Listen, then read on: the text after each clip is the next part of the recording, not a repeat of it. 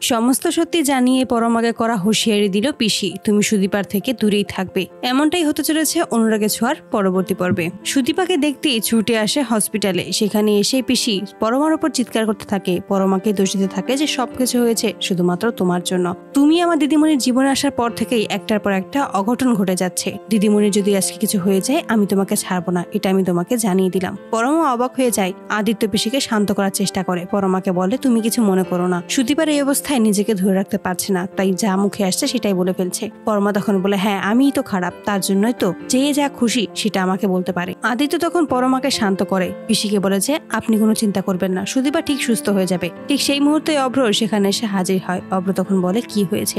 আদিত্য সমস্তটাই জানিয়ে দেয়। তখন আদিত্য পরমার দিকে তাকায় আর মনে মনে বলে শুধুমাত্র তোমার জন্য আমার বোনটা মৃত্যুর মুখে আছে। ওর কিছু হয়ে গেলে আমি তোমাকে কোনোদিনও ক্ষমা করতে পারবো না পরমা।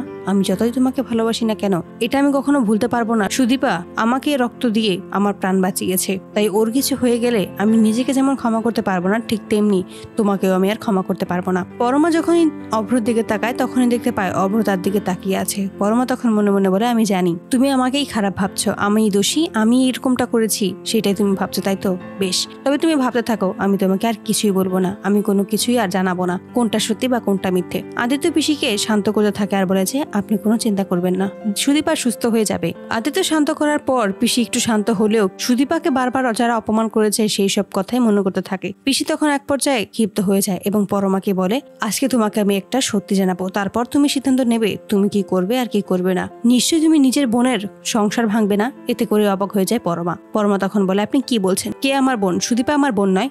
তখনই পিসি সমস্ত সত্যিটাই জানিয়ে দেয়। সুদীপা আর পরমাই হচ্ছে যমজ বোন এবং এই সাথে পরমাকে করা হুঁশিয়ারি জানিয়ে দেয় তুমি আমার দিদিমণির থেকে দূরেই থাকবে, ওর কোনো ক্ষতি করার চেষ্টা করবে না, তাহলে এর ফল খুব খারাপ হবে। তো বন্ধুরা তোমরা এটাই তো চাও জন্য এবার সমস্ত সত্যিটা যেন পরমাকে জানিয়ে দেয় এবং করা হুঁশিয়ারি দিয়ে সাবধান করে দেয় পরমাকে। তোমাদের মতামতটি অবশ্যই আমাদের জানাতে ভুলবে না। ধন্যবাদ।